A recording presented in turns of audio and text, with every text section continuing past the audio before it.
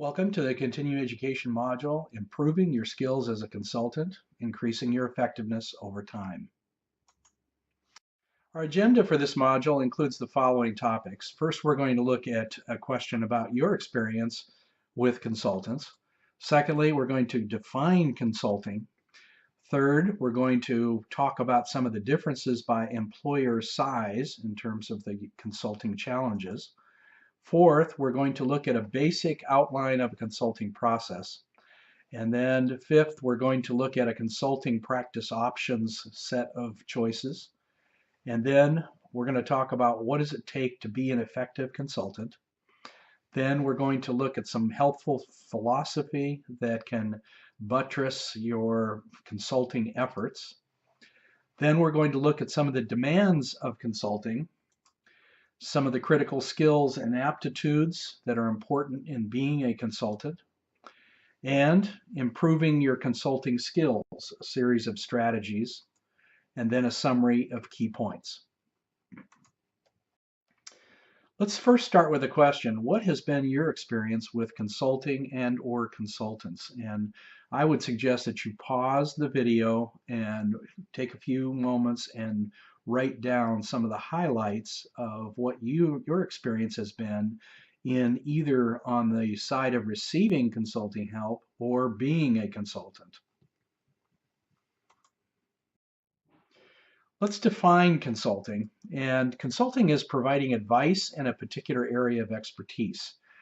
Usually we have niches that we want to fill as consultants. So we have certain kinds of situations that we tend to focus on. My experience over 40 some years of consulting was I essentially did any sized organization, employer organization that wanted to design, implement, manage, or evaluate a worksite wellness program. Another definition is someone engaged in the business of giving advice to others in the same field. So oftentimes within the same field, when we talk about a consultant function, it's the kind of consultant's consultant, if you will. It's the individual who is recognized as knowing quite a bit about whatever the area that they're functioning in, and they then provide help to others who are doing that same kind of function. A third way of thinking about the definition of consulting is a consultant is an experienced individual that is trained to analyze and advise a client in order to help the client make the best possible choices. Oftentimes those choices have to do with solving a particular perceived problem. So that's another one of the orientations to the definitions of consulting that you can find on Wikipedia. Now, let's talk a little bit about consulting situations, and these are just different sized organizations. Over the years, the smallest client that I've had is 17 employees. The largest was 4.5 million employees. I have gone to lots of companies over 10,000 employees. I would probably say maybe 250 to 300 of the 1,000 or so companies that I've worked with have been in the range of over 10,000 employees. So as you think about the issues with a small employer, with a medium-sized employer, and with the large employer, my experience has been that the consulting process is a lot less stressful in the small employer. It increases when you move up to the medium-sized employer, and it becomes much more pronounced in the large employer. And the kinds of demands that each of those different consultancies have on them are different. So usually you have to really know your stuff to be working with the very large employers. You can get by with the medium size and the small employers in terms of being your first clients. I would generally work with smaller clients and then progress to larger clients. That's also how the process oftentimes works. When people are talking and they're asking who you're using to help you, that will tend to get you into like-sized organizations and types of organizations. Now, the basic consulting process includes an initial contact, and sometimes that contact is being observed in giving a presentation.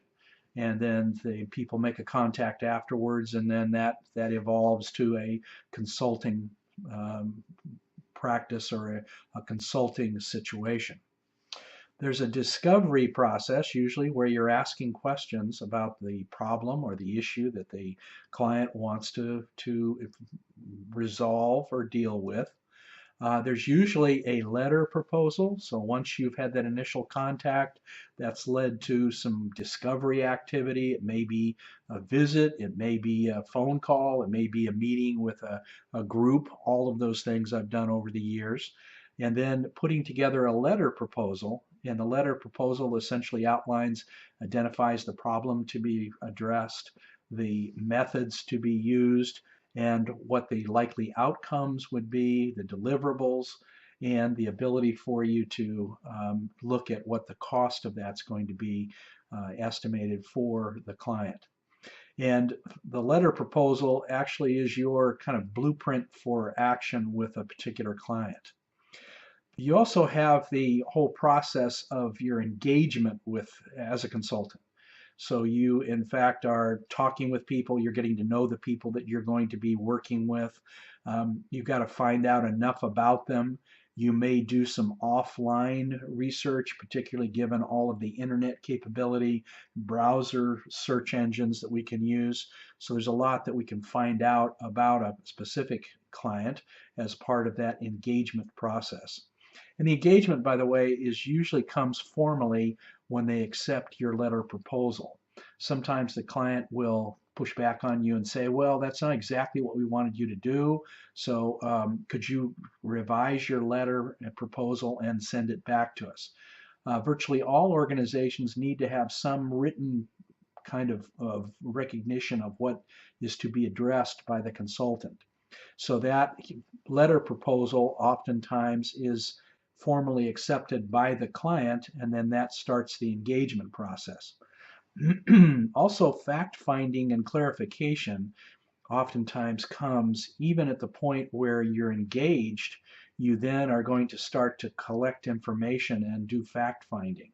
Now, fact finding is when you are actually looking deeper into the nature of the problem, into the characteristics, its characteristics, the attributes, the limitations, any resource issues that are involved, and you're clarifying with the client how you're going to proceed in terms of that engagement. There's also that initial proposed solution, and that oftentimes comes at a point when you're meeting with a client or if you are writing things out for them or if you're working with a group by phone, then that initial proposed solution may be the opportunity for you to use a trial balloon to kind of float that and see how they react to it. You usually want some sort of validation by the client to your proposed solution. So they will say, yes, that sounds good. I think that'll do it. They may then test you by asking questions about where have you done this elsewhere and do you have any examples of this? And sometimes that requires you to go and find some other clients or some other entities that in fact are doing what you're proposing the client do. And then a final set of recommended solutions. So that final recommended solution then gets into some sort of deliverable. It's oftentimes a write-up. Sometimes it's a more extensive report. Sometimes it's a set of PowerPoints. So that's putting the once validated initial proposed solution into a final recommended solution. And then the client either does implementation or it may be something the consultant is doing in terms of implementation. So if I need to carry out perhaps a series of focus groups for the client to look at the design of a wellness program for their employees, then that would be something that I would be implementing, and that would be either an additional letter proposal or some modification of what's called the scope of work. And that letter proposal usually includes something called a scope of work, which then lays out the nature of the task to be performed by the consultant. And then there's oftentimes the need for refinement, the need for alignment with something else or putting it so that it fits better. So you've got some sort of process involved, usually in the consulting process itself, where you are getting refinement of what your approach is for a given situation. And there's usually some sort of follow-up. And the follow-up is it may be a billing for the activities that you've conducted and provided as a consultant. It can be a follow-up to see how things have occurred. Sometimes that follow-up activity will actually generate additional consulting. So you want to make sure that you kind of call the client back and ask them, how's that going? What's happening with you? Have you run into any unexpected problems? Are there some modifications? Do you need some more consulting help? So that follow-up process is usually an important part of your continuity with a client. You will sometimes will have people that just want you to come in, give them some ideas, and then leave and not come back. And then other times you've got people who want you to give them ideas, help you, have you help them put them in place, and then have you come back and evaluate them and help them with the next phase. And that's what we would call a more dynamic or long-term consulting relationship. So these are the basic consulting steps, if you will, or part of the process. And usually you'll find virtually all consulting engagements usually have these particular process elements as a part of how you proceed. Now, what does a consultant do? A consultant, again, our definitions were one who consults someone or something, or one who gives professional or expert advice. And that's a Webster's definition of consultancy. It also includes the process of educating the client, providing advice about a specific issue they're concerned about. Sometimes it's the influences that you bring. You are there to sometimes influence skeptics to perhaps open their thinking about a particular kind of activity. Sometimes you're facilitating a process. You're helping them with a decision. You're helping them come to a decision. So that facilitative skills are another part of what consultancy is oftentimes about. You are always in a position to need to help them clarify problems. Sometimes the problem definition and problem statement is not clear enough for a meaningful consulting engagement. So that clarifying problems is another one of the things which consultants essentially do. And in the process, you're exchanging value. You are taking your experience and knowledge and your skills and exchanging them for a fee. And that fee may be a simple fee, or it may be a percentage of some sort of downstream revenue. So there's various ways in which the exchange can take place. But generally, you are charging people by the hour or by the day or by the project. And each of those will have some different kind of parameters around them. When I ended my consulting activities in um, well, the early teens, the 20 teens, I was essentially charging $5,000 a day, $500 an hour, and that was my kind of going rate. When I started 40 years ago, if I remember correctly, I was my annual or hourly rate was in the area of $60 an hour, and I was something like $300 a day. So it really depends on what kind of consulting you're doing, how much value there is for it in the marketplace, what areas and kind of community patterns for charging and for the charges associated with consultancy would in fact bring. So lots of variables enter into the issue of how much you're going to charge for your hourly rate, for a daily rate, and then also for a project-related rate. Now, major consulting practice options are these. You can be a part-time consultant. And starting out in the wellness field, I had to essentially be employed in by other means and then doing consulting on a part-time basis until sufficient demand was there. So I think it's been very hard for people to be an independent consultant in wellness, just given the nature of the demand around the field and this particular service. Now, if you're a full-time consultant, oftentimes you're working for one of the organizations like Aon or Mercer or Hewitt or others of the high-end consultants, but sometimes you're a full-time consultant within a brokerage firm or within a organization, a health plan. So there's lots of different settings, but one of the dimensions is how much of your time is spent in consulting. You also can be a solo consultant or you can be part of a group of consultants. So that's another one of the practice options. You can be more content oriented or process oriented. So if I'm a content, and a lot of my consulting was both content and process. So I would come with a knowledge of the technical aspects of wellness and worksite wellness, but I also would then facilitate a process where a design of a program took place. And that's available, by the way, in another one of the modules, a description of this facilitated program design kind of consulting activity. And then there's also the issue of, is this just a one-shot consultancy where you are just simply coming in and spending a few hours with a client, or is it more sustaining in nature, and is it longer term in nature?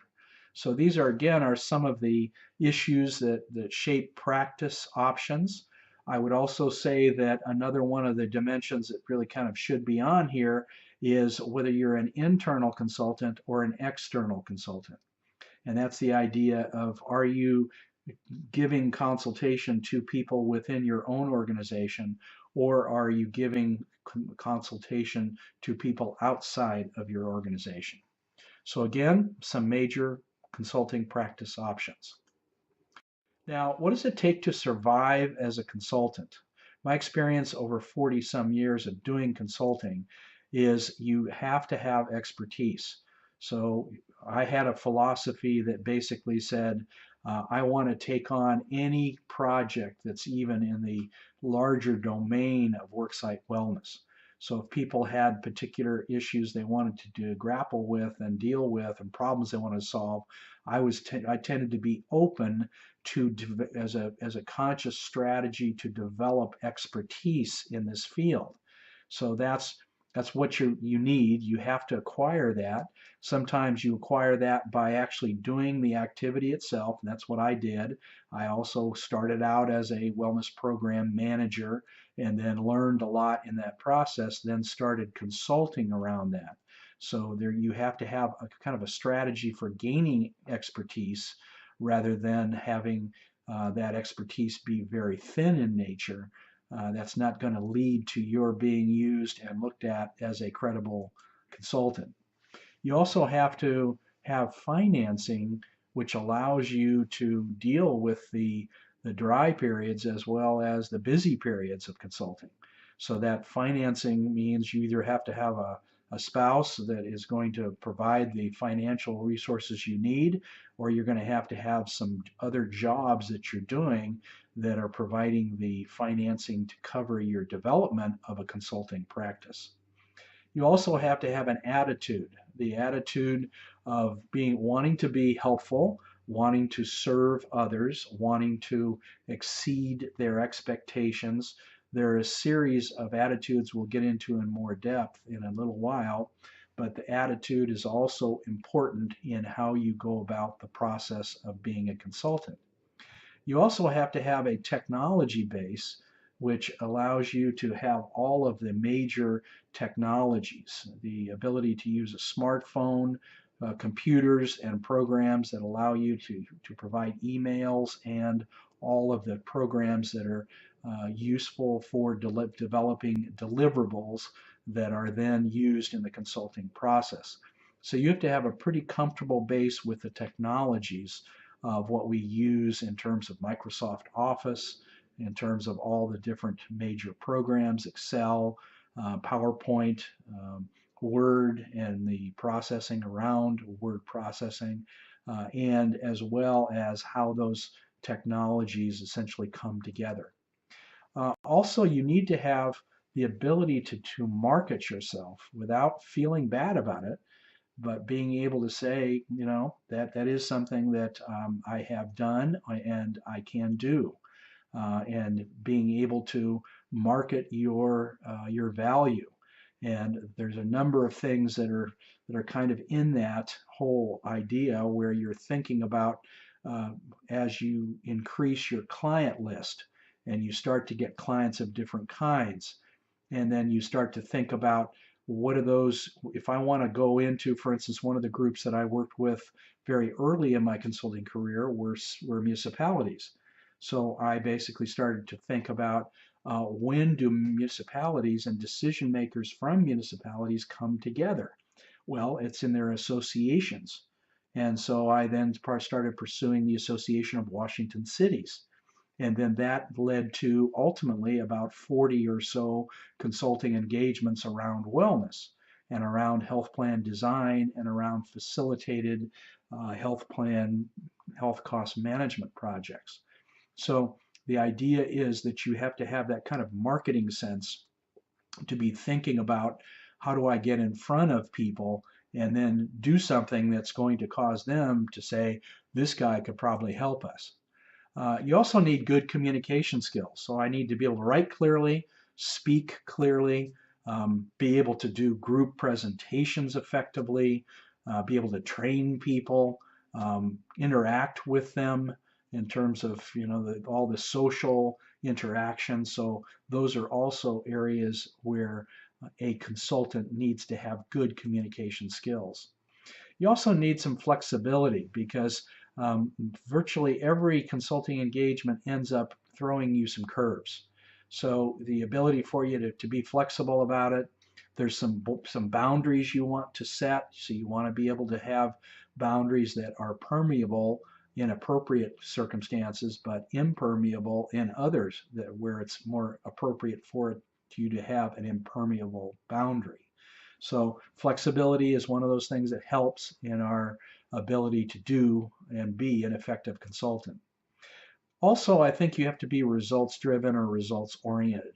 So that means I have to be keeping my eye on what is the outcome that we're trying to achieve and what's the result and how are we going to measure it? How's it going to be demonstrated? So these are some of what I would consider the keys in consultancy in terms of how to be able to survive and to thrive as a consultant. And I think you have to be oriented toward what's my track record. As I look back over the 1,000 or so consulting cases that I've worked on, you have to have a pretty clear sense of what has happened as a result of the things that I've helped people do. And not that I take credit for it all, but I need to be able to articulate what it is that I've contributed to actually help them get to some results they desired. And then those results end up being collectively looked at as your track record as a consultant. Now, the philosophy of consulting that I would like to recommend to you that I think worked well for me is be very client satisfaction oriented. You want to be asking questions. Are we getting to this? Are we getting to the things you wanted to cover? But that kind of empathetic, kind of emotional IQ or EQ, where you are asking people, how's this going? Is this meeting your needs? Is this covering the issues you wanted to cover? Is this helping you? Also needs driven, so that you keep an eye on what you need, what they need, and how to navigate, in between those two major areas of concern. Also service oriented, so you are serving them. So as a consultant, you are working on something that will help them and serve their needs, address their needs. Also, you need to be solution oriented. So we need to be able to be clear when our problem, we have to spend a certain amount of time getting clear about the problem. And that's what we're doing in discovery. That's what we're doing in fact finding. But the idea is that our solutions need to be postulated and put forward. We need to be able to say, here's the problem. Now here's a suggested solution for that. So we want to sprinkle our language with solution and the words problem, and we need to know when we're moving from problem focus to solution focus. I think you also need to be very efficiency oriented, not wasting time, not running the clock up because you want to increase the fee and not getting to things that are really important. So if you're efficient, you don't have to be curt, but you need to be efficiency oriented in terms of the time that you're using for the client, what you're accomplishing, how quickly you're going about the process of responding to their need and to helping them with the problem that they've asked you to help them with. You also need to be value added oriented. And so that's another thing. If you can think about how am I adding value to their enterprise? What are the things that I'm doing as a consultant that are going to lead to clear indications of value for them as an organization? Also, due diligence oriented, which means you have to have an idea when you're in your consulting when you're taking to an inappropriate shortcut. When do I need to recheck my facts? When do I need to put things in writing and expose them to people who could be potential critics? So I need to be kind of due diligence, do your homework, follow through on the research, uh, solve and work on things that you know have been an issue with a particular group, but that's due diligence oriented. Another one is a philosophy that you want to have some continuity. If the client desires continuity, you want to be able to provide that. So that means there's some consultants, my longest consulting engagement was 22 years. So that 22-year period was what I kind of worked with a group. I had another client that had 14 years. And during that 14-year period, I essentially worked with 4 surgeon generals, this is a military, which was an Air Force contract. So that's a continuity oriented. So when the client wants continuity, then you need to be able to help them with that continuity. Also contingency oriented, which means I need to have kind of plan B in mind. So I would always prepare some things that would say, well, if we're going to do this, but if this doesn't work, or if for whatever reason they don't want to go in this direction, then here's another way. So that's a contingency. So being contingency oriented is another aspect of the philosophy of consulting that I found worked well. Also, very good on follow through. Now, some organizations are not very good on follow through. Others, the cultural norm has a very high follow through tendency to it. For instance, an organization like FedEx is a good example of an organization that has a strong follow through orientation. They will do what they tell you they're going to do, and they track it and they provide metrics around it. So if I can have that same kind of attitude as a consultant in terms of the philosophy that guides me, then I'm going to want to have that follow through be part of what I value and part of what I bring as a consultant. And evaluation oriented, so that I can in fact be talking about things that are evaluation related. And we'll talk about some academic skills that I think are helpful for consultants in a moment. But one of them is being evaluation oriented. So thinking about the processes of evaluation, what's the logic of evaluation, how we in fact set up various metrics and ways of evaluating. That's all part of that philosophy orientation to consulting. And I think a bottom line issue for me has always been I want to do consulting in a way that always exceeds the expectations of the client.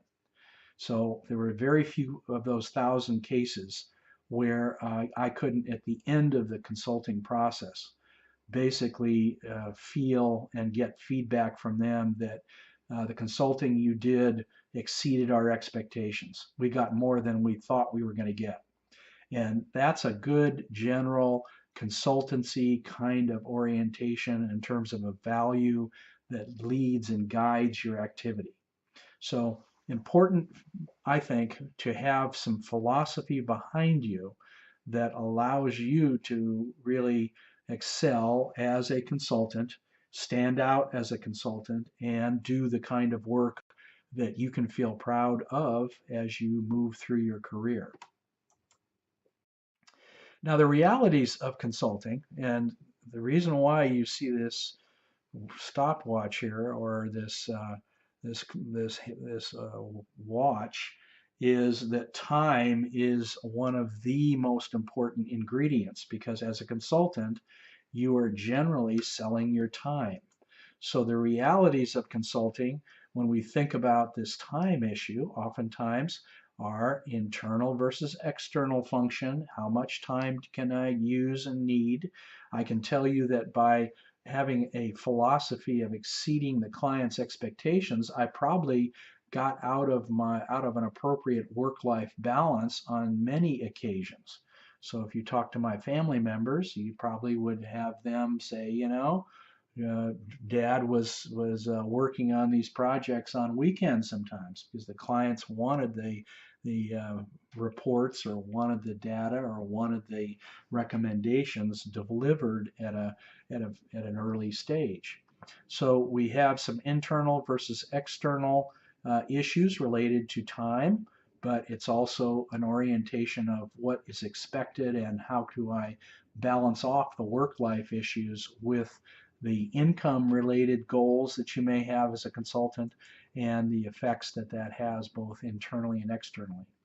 There's also the meter syndrome, which is you have to be more aware of how your time is spent. Now, I originally came out of 10 years, and we'll cover this in more depth when I share a little bit more of a personal nature with you, but I spent the first 10 years of my professional career working with nonprofits and with federal agencies. I was a federal employee. So I was initially in an orientation when I approached consulting outside of actually giving away too much. So that was the other side of the meter syndrome, is being not as aware of the value of what you are providing as a consultant. The meter syndrome simply means you have to be aware of the timing and how the client is looking at the time that you are going to charge them for. So that meter syndrome just means I need to recognize I can't do a lot of things that are going to appear to the client like they are simply being done to cause the meter to run and allow me to bill them at a higher rate for time that was spent. It's also a reality of consulting that it's oftentimes feast or famine. You can be very busy as a consultant, but I have never known any consultants that are always busy. There are times when you have feast, and there's times when you're in a famine stage. So particularly if you're an independent consultant, this is true. If you're part of an internal or an external consultancy that is a group basis, it's less true because your clients are coming to you because of the reputation and the brand of the organization you're with. So you don't have as much of the feast or famine situation. But if you're an independent consultant, you're likely to be facing that kind of reality. Also, fairly long sales cycles, particularly in worksite wellness. So we have people taking 18 months to 2 years to go from talking about the concept to actually engaging a consultant. So some fairly long sales cycles. Sometimes boundary problems can be there, is their expectations are unreasonable about the role of consulting.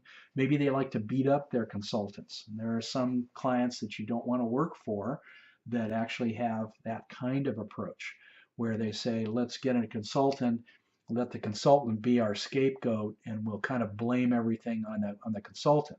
And you can usually purse that out and understand it when you see it occurring. So the boundary problems can be legitimate issues of the realities. Objectivity is also another one, and it's very difficult for anybody to be objective, entirely objective. So we try to achieve objectivity as a consultant, knowing that it's not likely to be in a pure form. So that's a reality of consulting, is oftentimes the client is asking us to be that objective observer. Sometimes you can get into shoot the messenger. So you come and you basically identify and detail and document a problem that the client's aware of, but because you've documented it, you become the messenger for that, and then they begin to shoot the messenger. So that's another reality of consulting that sometimes comes into play. There's also a strong need for synergy. So what you're doing in particularly independent consulting is you want to have as much synergy as you possibly can operating, which just means that there's natural synergies between writing, publishing, speaking, and consultancy. So you want to be looking for that synergy. There's also the Lone Ranger syndrome. So another part of the reality of consulting is you're the individual that's kind of looked at as the person who's coming into town, riding in on the white horse. You may or may not wear a mask, but the idea is that they're expecting something from you, and that Lone Ranger syndrome is there. Sometimes the realities of consulting have to do with cash flow. So you just may not be able to bill at appropriate times. Sometimes the clients decide they're going to hold on to their money for a while, and the financial managers maybe run out all the bills on a 90-day cycle, and you're planning on a 30-day payment cycle. And so all of a sudden you've got 2 months where you've got to come up with additional cash. So cash flow, particularly for the independent consultant, is a much larger issue than if you are on a salary and you're essentially doing a group consultation, either internal or external. Also pricing challenges. So there's the issue of my hourly, daily, project-related challenge of pricing. There's quality parameters. So it has to do with where is your kind of your quality settings. Do you give clients, documents with words that are misspelled? What do they look like? Are they professional looking? So a lot of quality parameter issues are part of the realities. Also, the issues around poor follow-through. Sometimes the client is the poor follow-through, and sometimes you can be the poor follow-through. So that's a reality of dealing with consulting kinds of issues. Now, the demands of consulting can be intellectual, financial, technologic, time related, that's work life time or time for other pursuits, honesty. So sometimes sometimes a client doesn't want an honest assessment. They want one that's going to fit their expectation. Sometimes the demands of consulting require a lot of initiative. So I have to be able to be self-starting, initiating things on my own, able to follow through on project management. Sometimes it has to do with organizing. And so the help that I can provide as a consultant is actually helping take a complex situation and organize it into either something that works better or something that provides a better way of looking at how things are operating. Also marketing related. So that's the issue of I need to be able to speak to people about what I can do in a way that does not puff up what I can do or give a wrong feeling about my capabilities or skills, but also doesn't short suit myself. I don't come across as under confident, or it's kind of the difference between overconfidence and underconfidence. Competency is another area. So you have to be able to be kind of seen as a competent individual. Somebody who knows what they're talking about, will kind of follow through on it, will admit when they're wrong, but that's a competency related kinds of issue when it comes to the demands of consulting. And finally, I think one of the things that oftentimes we don't address directly in consultancy is you'd like to get a consultant that has some wisdom. And that wisdom often comes from both experience, but also being able to have an understanding of what's needed in the situation that kind of goes beyond just the technical solution. It's what is going to be important in a given circumstance or situation. So those are some of the things that I think are part of the wisdom picture. You want a consultant that is wise, not just knowledgeable about whatever it is that you're working on. Now, the critical skills and aptitudes that I think need to be there in consultancy is you need good people skills, good marketing skills, good communication skills, good analytic skills, good planning skills, good problem solving skills. And those are the areas that I think embrace the things we've been talking about that you really need some effective way of dealing with. You also need to be a strong self-starter, having some selective obsessive compulsiveness. And obsessive compulsiveness usually is unhealthy, but there are areas in consulting where it's a healthy thing to have. So you need to be able to watch things closely because some things are much more important than others. So kind of a selective obsessive compulsiveness, high organizing capability, no money hangups. So it took me a number of years of consulting for me to kind of begin to get comfortable with the idea of my fee and what I was charging as a consultant. And fairly high integrity. So that just means you got to be kind of monitoring yourself and all the things you're seeing and making sure that there's integrity there and that integrity is worth a lot. So, there are times when I got into consulting projects that really did not have the appropriate kinds of support from senior management. And, basically there were times when we had to kind of be pretty candid and say, if you want this to work, you have to do it differently than what you're doing. So there has to be that high integrity aspect. So the critical skills and aptitudes that I would probably suggest are the areas where our skills are good, which is the top of the slide. The bottom are really more of the aptitudes and how I would, in fact, kind of operate in terms of a consultant's function. Now, improving your effectiveness can be done in lots of different ways. Obviously, when you're first doing anything, you're not as good at it.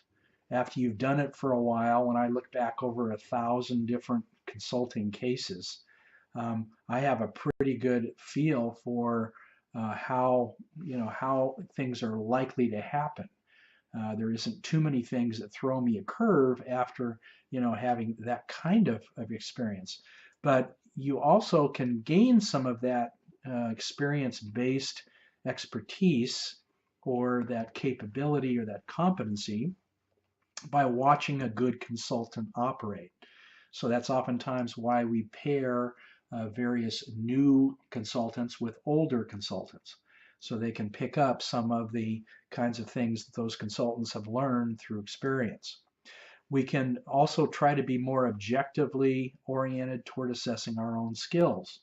So one of the things we try to do in the WellCert program is actually ask people to give a hopefully more objective look at their strengths and weaknesses, and then be able to work with both of those. I don't think it's a good idea to just simply go with your strengths and ignore your weaknesses. I think that you need to work on both strengths and weaknesses if you want to become really good at something. And in terms of asking for feedback from clients, that's another thing that can in fact help you be a better consultant. So that's the ability for you to find out what did they think about what you had helped them do. And sometimes it needs a little bit of time for them to kind of get clear about what they really do think. The reactions are usually much more positive right at the time of the consulting engagement. They will become more, in a sense, more objective and more balanced as time goes by. You can read useful materials. So particularly with the capability of our search engines on the internet, we can come across a lot of very helpful materials when it comes to suggestions about uh, how consultants can function effectively. We can define and redefine your niche. So oftentimes, if you're not comfortable with what you're feeling and as a consultant, you may want to narrow your niche so that you start to work with certain kinds of organizations or certain industries or certain geographic locations. So that's an issue that has to come with clarification and specification of the niche that you want to address.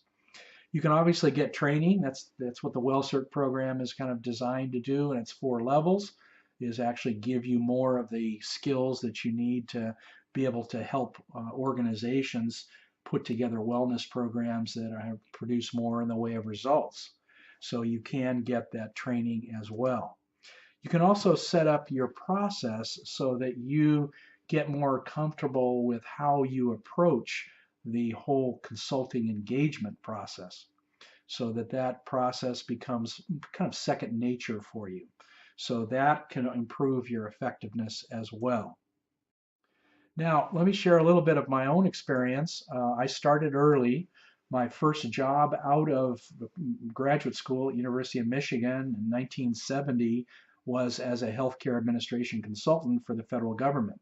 So I went right into consultancy, and it was mainly because the program that I was in at University of Michigan in medical care organization was so relatively new that the federal government didn't have in a sense, a clear idea of how to use my skills.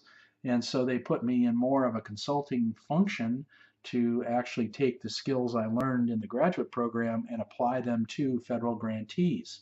So I worked across a large number of grant programs that were designed to improve health and population health particularly. So I got started early. I ended up doing consultancy when I was asked to take over a wellness program for a federal regional office in Seattle.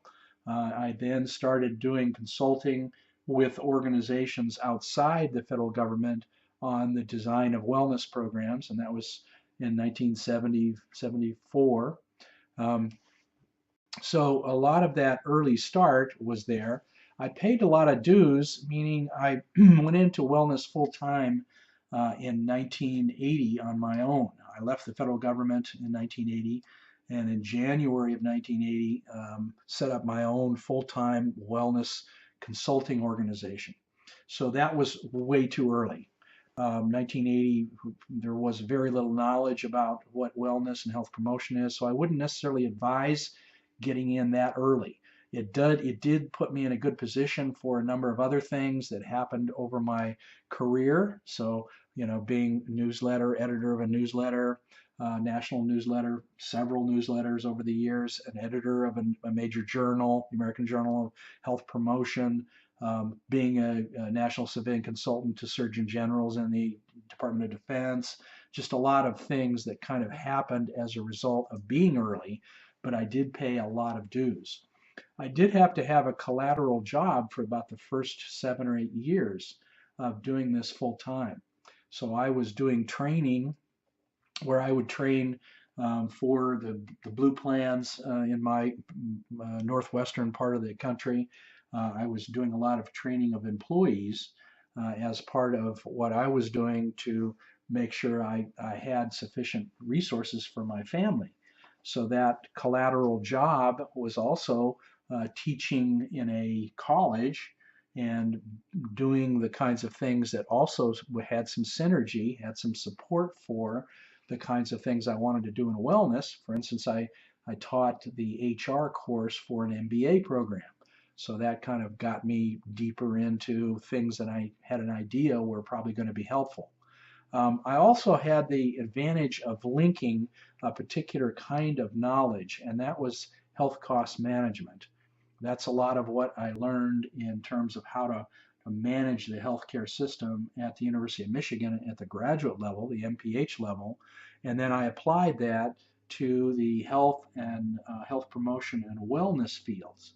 So I had more knowledge than many people in the field related to how do you affect and manage healthcare resources and a healthcare system. I did a lot of speaking, so I would commonly do anywhere from 40 to 70 speaking engagements a year. That I wrote a lot, so I developed a lot of materials that I sold, as well as did a lot of journal and newsletter kind of writing. That has synergy with consulting. So I would speak a lot, write a lot, consult a lot, and the consulting would reinforce the speaking, and consulting would reinforce the writing, and the writing would reinforce both the speaking and consulting. So what you end up doing there is, and my experience has been, you want to use those three kinds of activities to really build a consulting practice. You also can specialize. So I began to specialize in what I would call facilitated design projects, where large organizations needed some outside help to actually help them design a wellness program that was going to take them to the next level. So that was an area of specialization. Another area of specialization was working with labor management groups in municipalities. So I learned a lot about doing that. Also, I founded a service company along the way in 1993. Some business colleagues and professional friends and I set up an organization called Sumex Health Management. It was based in Indianapolis. I was in Seattle. I have been in Seattle for 45 years. But that Seattle-based company then got purchased by WebMD in 2006. So it's 13 years after founding it. About half of the clients came through the consulting practice that I had developed over the years. So that contributed to the kind of revenue base of the company and allowed us to sell the company to WebMD in 2006. And I'm building out another business currently, which includes the WellCert program, but also what's called WellDrive, which is essentially a smartphone-based application that allows intrinsic motivation around wellness offers, and then allows an employer to use that. So if you have any interest in WellDrive, let us know. We'll be glad to show you what it looks like and to show you how it works. It's really an engagement platform and a way of being able to get people moving. So that's the business I'm currently building out. Now let's summarize some of the key points from this particular module. Consulting is an important function and a needed function. So in terms of our sense of purpose and fulfilling a meaningful role, this is definitely an area that has that attached to it. It does have a variety of advantages and disadvantages, so you have to look at them in an objective light. It is a particular challenge in our field in this economy. So one of the things, if the market demand is soft, it's hard to be an independent consultant. And it requires focus and some fairly carefully crafted strategies for you to survive as an independent consultant, particularly.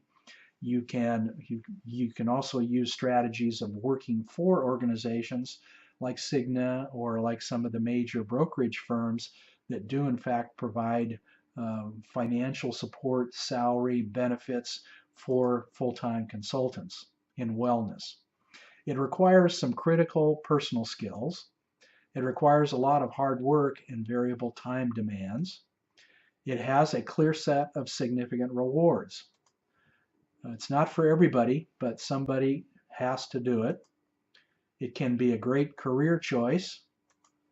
It will likely grow in importance, and particularly as we essentially have problems with healthcare costs, I believe we will see some resurgence in terms of the marketplace in wellness. And finally, it does force you to look more effectively at synergies that exist between things like speaking, writing, consulting, synergies that occur around safety practices and health consumerism and issues around risk reduction and well-being. So it's looking for those synergies, and that becomes part of the way in which we can improve our consulting skills as a consultant. Now, let's address some key questions. First of all, our first question is, how should consulting be evaluated? And in general, I think you want to evaluate it based on the perceptions of the client of whether you have exceeded their expectations. If you have underperformed, you will generally find that out. Sometimes they won't tell you, but they certainly will tell other people. So that exceeding their expectations is one way of evaluating the effectiveness of your consulting and its appropriateness. There's also the issue of what is the value exchange? Can you see value you've imparted as a consultant and in exchange for a financial payment? And then third, did the advice help solve the problem? So you can come back to them and say, how did it work? You know, we laid out this kind of solution, we did this, how did that in fact work? And then really dealing with the issue of how did that engagement take place? Was it smooth? Was there, you know, did people's expectations get met through the process? Was there a clear deliverable? How was that deliverable used? So those are the ways in which we oftentimes want to evaluate consulting. Generally, there's also the issue of reputation, the consultant's reputation.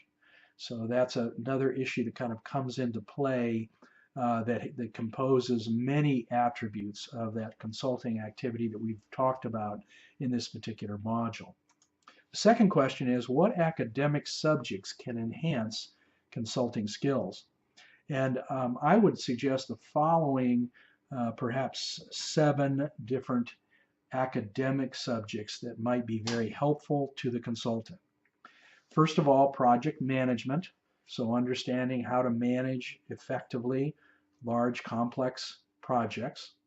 Secondly, systems analysis, where we in fact are looking at how do we review the various aspects of complex problems. So systems analysis is one of the things I found very helpful in terms of graduate courses. Another one was operations research. So operations research, we had methods and techniques that helped me look more deeply into how things work. The next area are group presentation skills, and sometimes that can be in the form of an academic program. Other times it can be just experiences that you put yourself through that help you develop those group presentation skills. The fifth area would probably be business analytics. So our ability to have a look at metrics, measurement, analytics, their relationship to decision making. The sixth area would probably be quantitative methods. So if you can get a general course in quantitative methods, that's a helpful process because it gives you many of the things that are done to help us collect information and to assess situations. And then I think also generally any exposure you have to the scientific method, where you're looking at research methodology or you're looking at how the scientific method works and kind of the logic behind it, and how do you evaluate a peer review article? How do you look at it as a contribution to the scientific literature, and how do you look at its value? So those are the things that I think are the academic subjects that can have a significant impact on your consulting skills. The third question is, what attributes are really key to effective consulting? And I would say there are 5. You need to be able to do your homework effectively and with consistency. You need to be a good listener. You need to be organized. You need to be practical in your orientation. and you need to be good at follow-up. And I probably would say another one, you need to be a good communicator. So those are the things that I think are absolutely key requirements for effective consulting. Now, you've completed this particular module, go ahead and take the quiz.